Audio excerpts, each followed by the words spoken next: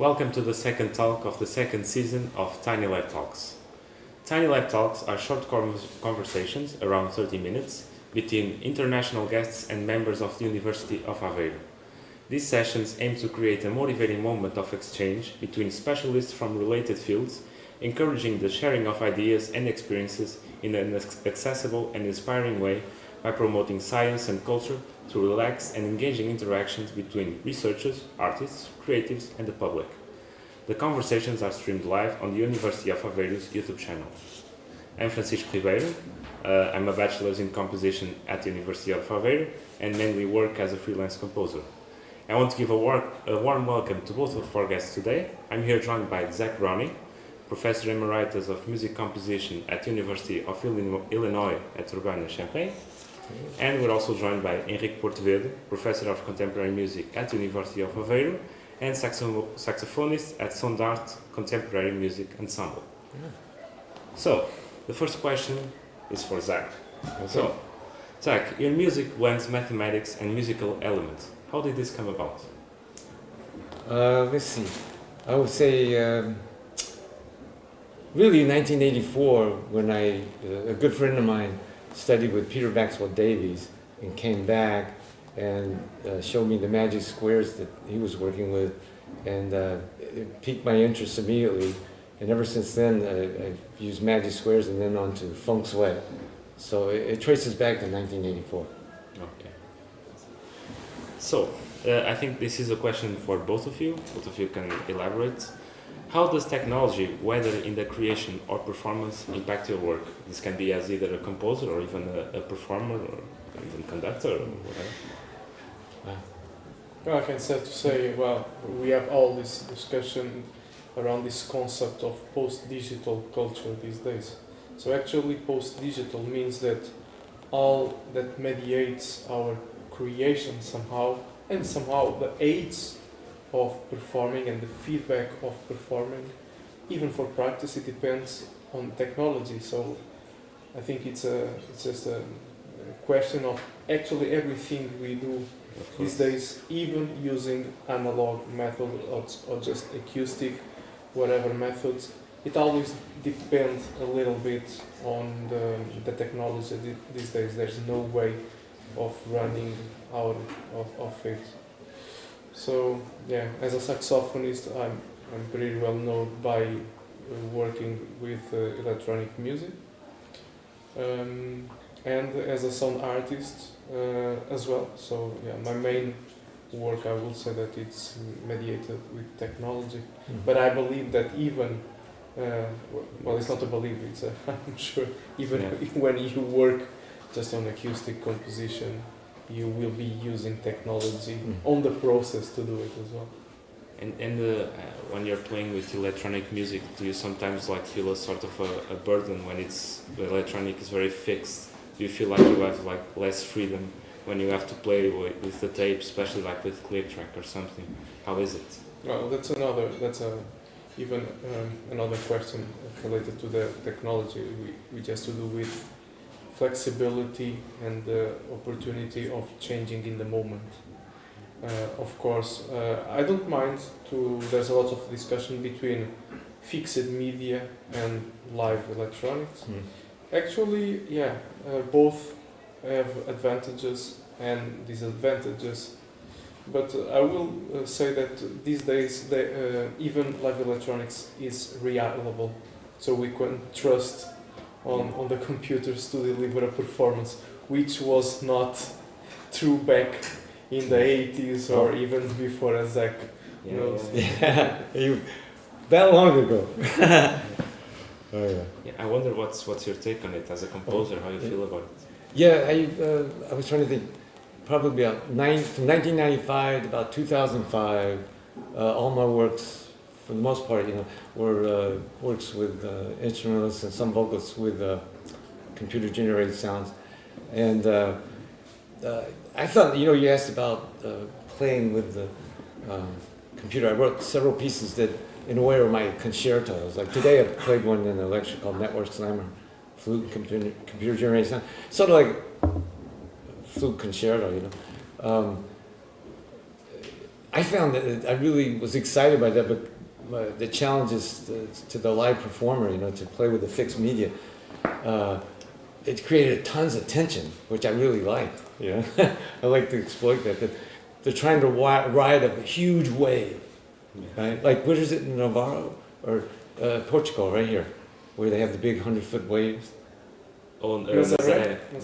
Nazaré. Okay. Yeah. Something like that, getting on top of that wave and riding it. Yeah. But the other side of the digital is what we just did, is the recording. I've done several albums in the last 10 years, and there's so much that can be done in the studio after the composition that people don't want to talk about for the most part. There's a lot that goes on in that studio that changes what the acoustic piece might be, So, yeah, that's an interesting side of that dilemma, or not dilemma, challenge of using technology. Yes. Yeah, even today we had to do like some creative things so we could record one of your pieces. Oh yes, we did do a lot of creative. Yeah.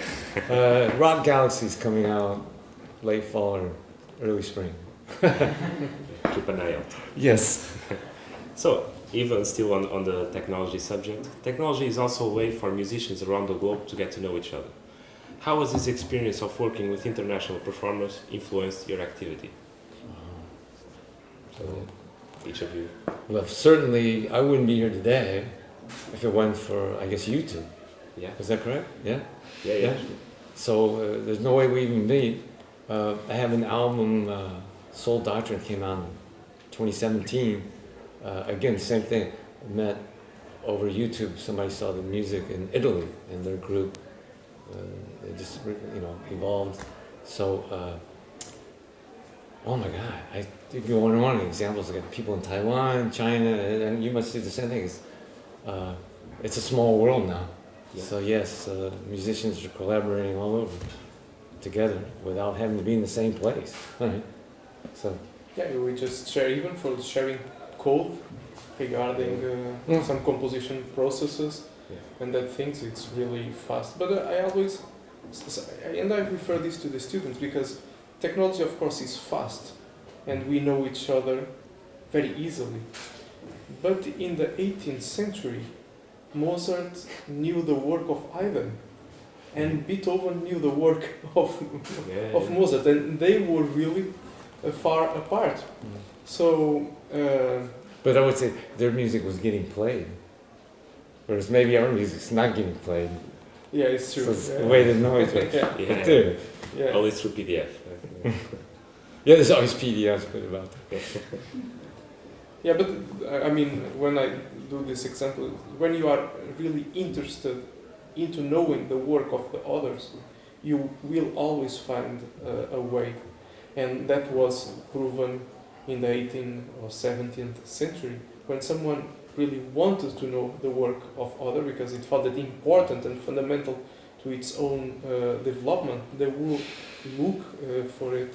But of course, these days, that's the problem with technology. We know the work of others very easily, but it's so difficult to filter as well the amount of information that arrives that sometimes I know the person, perhaps I've heard something, but I don't have the time sometimes to surprise myself to a point like, oh, this artist is really interesting, and it's not his fault, it's my fault because I don't have the time enough in the middle of the technology confusion to pay to have the proper attention. So it's very easy to get overwhelmed, right? It's so much, and then you lose a lot. But I have to add to this because you reminded me of my undergraduate days. Graduate days, University of Illinois. I learned so much by going to the library, looking at scores and listening to music. My teachers were great, but there's nothing more than better than sitting there with a score, listening and looking how and see how that was orchestrated and how it sounds. Yeah, for sure. It makes me excited just to remind myself of that. I need to do more of that now. Keep doing that. Yeah, I think for me the greatest thing about the YouTube is really the score follow videos where you're listening and seeing the score follow along. You learn a lot. I think I learned a lot of orchestration that way, just on YouTube. So yeah. We didn't have YouTube when I was in graduate school, unfortunately. Okay, so we're ending with a bit of a spicy question, let's say. Oh, good. Yeah. Feel free to answer how you feel. So, how do you see the future of contemporary music? Are you worried or are you hopeful? And this, open-ended, so however you feel it. Well, I need to say, the public schools, don't worry. We're not going to invade your school with new music. It's going to be okay. Am I worried? Am I concerned? I have one issue, not an issue, but about composers. I always feel like they go to MIDI too soon. I have students who come show me, oh, I just started working on this piece, and it's like 3 measures long, and here's what it sounds like. I'm like, wait a minute, it's too early to listen to that. And then what happens is that composer starts making decisions based on being a listener and not a composer. And I only met one person in my life, and that was Salvatore Martorano, who invented what was it called? I forget this machine. You remember this machine? It's a live electronic machine. I can't remember the name of it, but it doesn't matter. He was the only one I knew that could actually make real-time decisions like that. Because it's so hard to separate who's making the decisions. If you got MIDI coming right back at you, you've just written 5 measures, you've just written 10 measures. You've got to think more globally here so that you are the composer, right? And that concerns me a little bit about the future. Yes. Yeah, that's what I was referring. So we have always the feedback of what you're doing, even on playing an instrument. You start practicing a piece, you put the recorder, and you start automatically to hear what you have been doing. And How do you make the decision how to interpret it? By what your listener ears are saying, or your head knowing the score? In the end, you always need the time to interpretations and to the technique to be developed and to grow in a natural way. Mm-hmm. So it's like composing. Yeah, you compose much more with the feedback that you are receiving than with the imagination how it can sound. And it's dangerous, no? It's dangerous. Yes. So I don't want to get back in this thing of technology, but I'm not about the answer. I'm not worried at all, because we always have good music and bad music, good composers, bad composers, good players. Yeah, I want to take Very advantage. quickly, what did Cage say?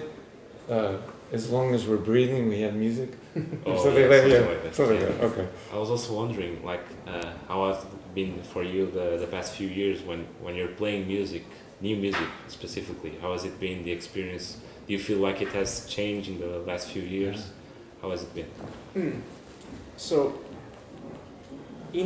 I will say, in the European culture or European composition culture, we still in these years of very concrete instrumental music, a little bit ruled by Lachenmann and German and Austrian school of composition. I feel that somehow there has been a recent looking for, I will not say tonality, but at least to older processes of composing and performing. I think the era of glitches and noises are a little bit going out.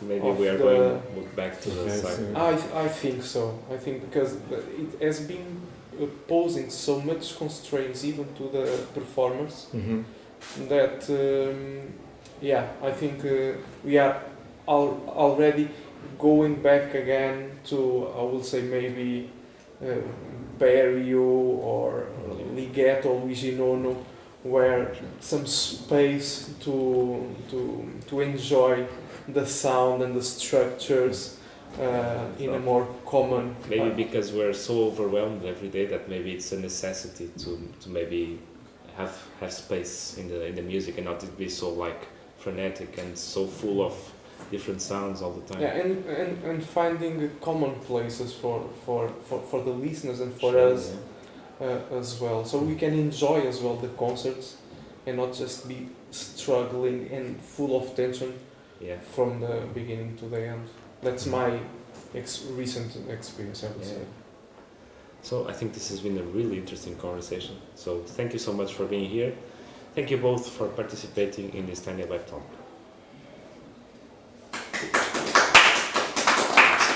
Well,